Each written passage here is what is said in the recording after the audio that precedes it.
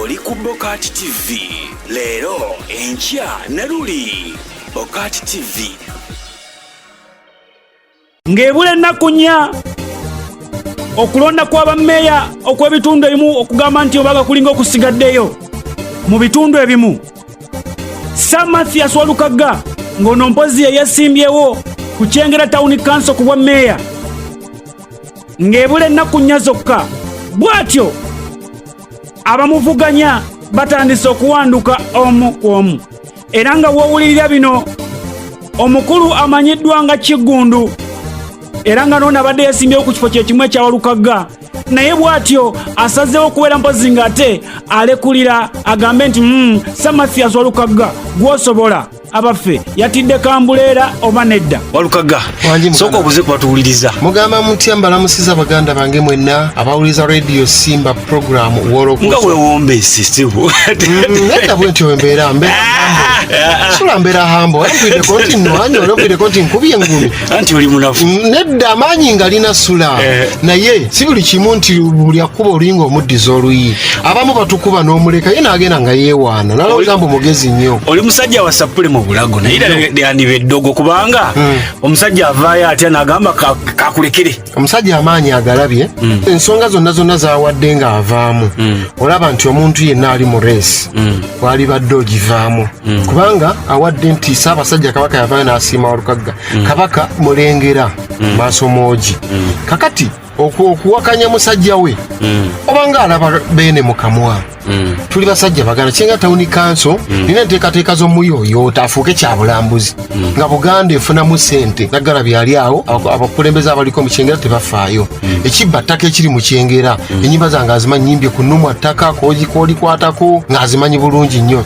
Ekyokusatu nina ambuleera gye bayita dduka ekibabu ambuleera tugambe nti yatidde buti amuleera nedda ambuleera dduka ekibabu n'omuntu yennyini nzize ennyimba eza struggle nyimba nga 17 tuli muntu omu Uganda esaana kuviira bantu bakoowu kogikwatako singa nali pulezidenti palamenti yaffe ssentebe w'ekizinga poliisi n'omuntu wa bulijjo ennyimba zo nyingi tezisobola kuggwayo eza struggle. Aba NUP aba ambuleera abantu abamu bagamba babalondeseza kinyumu be bakalonda era tebasuubira kukolamu kintu kyonna.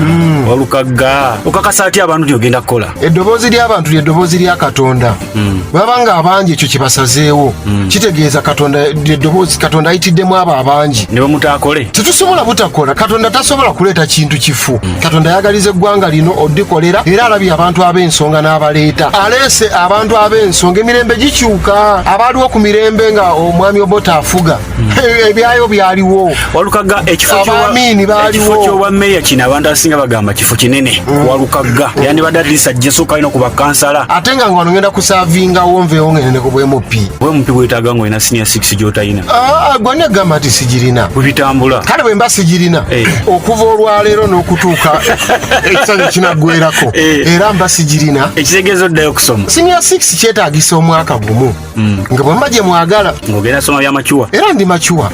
Ekirungi nti nno buno obukulembeze abantu beetaaga service delivery tebeetaaga bayivu nnyo abantu abayivu ennyo ofiisi zonna z'owulira nti nno ez'essentema sente baazirya eza taso baazirya ez'enzige baazirya eza siriimu baazirya. Wali owuliddeko eyalya sente ez'aba global fund ezaki nga wa P5 oba wa P6. Walukagga omusajja wamuwadde sente meka omusajja oyo Ibrahim Kiggundu yansinga obugagga ayinza okuba nkubisa emirundi nga 15 abamanyi ewuwe ne byakola n'emirimu gy'akola bw'agikubuulira si kyangu nnyo mu bribinga wabula yalabye ensonga entuufu ye n'agamba yeetegekera ebyobufuzi ebinaddako mu maaso. Batomanya kinaabaawo n'agamba era abawagizi be bonna abampadde bampagire kubanga abadde asobola okuvaamu silently nga tayise mu mawulire oba abantu okumanya naye ate abawagizi bwe bajja ne bamutiikinga ensonga lakyayisa olukiiko lw'abannamawulire kuba kati kapapula tagenda vaako singa ate akapapula okajja nga ye yayiseewo Walukagga agiza atya muba mugenda kisootinga mutya ate nga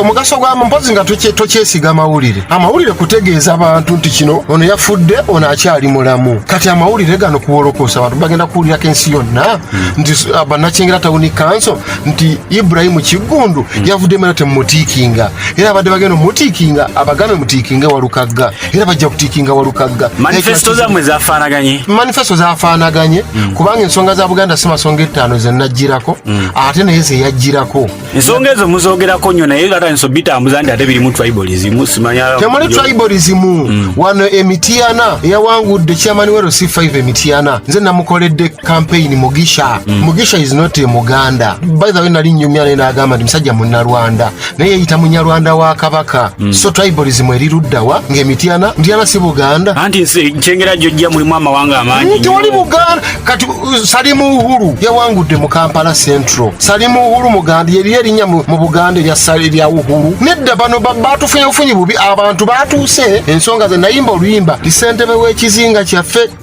bootuma bakoma mu kkubo eyo ne bajja bakumatiza nti akiteredde eri ne mugamba ssentebe akakiiko ko kayiwe bw'otakayiwa n'agaana okuwulira ebigambo byange. Kati abantu kyebavudde bakwata akakiiko ke naye agaanye okukayiwa bo ne bakayiwa. Bakulonda ddi? Ng'ennaku z'omwezi 3 ogwokubiri olwokusatu olujja banakyengera mujje mu bungi bateeseteese okubba akalulu kano bo okunoonya bakavaako. Ekyo kibeera preempting naawe. Amawulire tugafuna bulungi nnyo mu nsonda ezeesigika naffe mu nkiiko zaffe twateekamu bambega. Kuwolokosa ono kwensabira Mukama Katonda oyo ali waggulu kabamba ggulu eyawanga eggulu eryo mu bbanga nga tekuli mpaji ne Maama Mariya ne Yezu Kristu bampa amagezi agakulembera obulungi kyengera tawuni kanso. Ekisooka siri wa mululu Toli wa mululu katasobe ekyeta siri wa mululu inda pampangwe ku musaala gwange nkusubizaako ekyetaalo tekiba kyetaalo unange n'omusaala si mungi sibula tupe Walugga babawuliriza Wolokosa mwena bena radio simba mbagala nnyo ze Mathias mulumba Walukagga nga nsaba bannakyenga tawuni kanso mujje munonde ng'ennaku z'omwezi 3 ate bwe mmala okunonda akalulu mukakuume batulangirire tufune kyengera empya kasasiro obubbi landi grabbing obubbi bw'ettaka ebyobulamu tetulina ambulance ku tawuni kanso tetulina mmotoka yaka banna kyengera bye. Ono ye Wolokosa mu weekend taxi. Wolokosa mu weekend taxi. Savugiddewa ani gwe bakutte naani? Bino nno si byakujubisa ne Kigundu yennyini tusobodde okubeera nga tumufuna asobole okubeera mpozi nga ate atubuulira lwaki yavuddemu ka ambuleera kaleese obuzibu oba amanya gosibu. Nze Kigundu Ibrahimu munnabyafaayo yatidde Walukagga. Okwo tekwabadde kutya naye gwadde mutima okukkulira awamu kuba bingi okusalawo okukulema abantu bangi n'aguma n'agenda n'agwa n'akalulu n'afuna 0 n'afuna nyinga ekituufu abadde akimanyi ate n'okwagaliza ekitundu ogenda mu maaso oleka muno n'agenda mu maaso. Abasinga abavaamu baweebwa ssente bakuwadde mmeka? Walukagga musajja mwavu okuva lwe ba covid yajja tebakyayimba bwekuba kwa ssente mbadde nsobola okubagula wonna ne bampagira era Walukagga yandibadde ayimba Kigundu kati naye ekisente si kyekyo wadde ssente nninawo naye nze ŋŋamba nti ate okuweereza abantu kikulu nnyo. Walukagga mukulu wange mu myaka, Walukagga ne kulinnya nsinga era omuntu bw'awulira Kigundu Walukagga bawe enjawulo kinavudde muleka agende mu maaso kuba n'ensonga tuzaawukanya ez'enjawulo tuzifaanaganya ez'abantu b'ekyenga ze twagala. Mutuna mu manifesto yammwe ezifaanagana ensonga 5 zayimiriddeko essomasonga eza Buganda. Kigundu Ibrahimu kwenyimiridde ebbanga lyonna ekibba ttaka ekigenda mu maaso okukuuma ettaka lya Buganda ezo ensonga azikiririzaamu kubanga abekyengera ezo zibadde zibatawaanya. Ekintu ekyo mukyogera nnyo ensonga 5 semasonga waliwo ebintu ebitandise okutambula nga biringa ebiraga nti oba byanditandika okubeera nga obusosoze mu mawanga obusosoze mu mannaddiini ate nga bw'oba otunudde Buganda erimu ne tribes endala. Kiwani Buganda ffe tusinga okwaniriza buli muntu n'abannaffe bonna batujulira olwo omutima ogwo omulungi gwe tulina omutima ogwagaliza ku bantu baleme kulowooza nti wetwogera Buganda tuba twefuddeko. Buganda gye njogerako erimu abannaffe Abanankole erimu Abakiga erimu abava engulu erimu abantu bangi njogera ku Buganda bategeeza abantu abo wekiba akakibba ttaka kobeere Munankole ttaka balibba kobeere Mukiga kobeere Musoga ono Buganda ettaka bakola ki balibba. Kageri Walukagga kaali ku ambuleera ogamba owonye kawone oba oli awo mu kalulu kano n'abantu bakubuulira tukabaddemu abantu 2 nze ne Walukagga wadde abeesinzewo bali 15 naye ab'amaanyi tubadde ffe 2 naye mbadde nzikiriza nti sobola okumuwangula kyokka nga naye akimanya sobola ki okumpangula.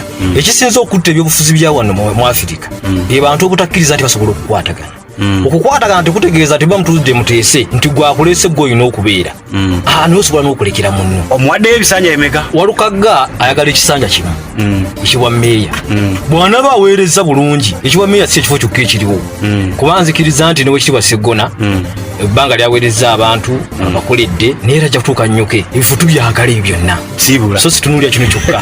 N'olwekyo abantu baffe mwenna abawuliza Leediyo Simba abawolokoso nja kubategeeza nti Kigundu wendi nnyo abaagala okungoberera munabyafaayo Kigundu bahi munabyafaayo ku Facebook mbaayo YouTube naye nga mbagamba banakyengera mwenna nti akalulu tumabwesa Mathias Walukagga nkowoola omulonzi omukulu nzikiriza ye mukyala wange n'abagereka Sumaiya nti akalulu kawe Mathias Walukagga nkusaba nnyabo akalulu kampeni Mathias Walukagga tutwale ekintu kino mu maaso abawolokoso mwenna mbatumidde nnyo. Toyanze ono ye wolokoso mu weekend taxi wolokoso mu oli ku BOCAT TV leero enkya ne luli BOCAT TV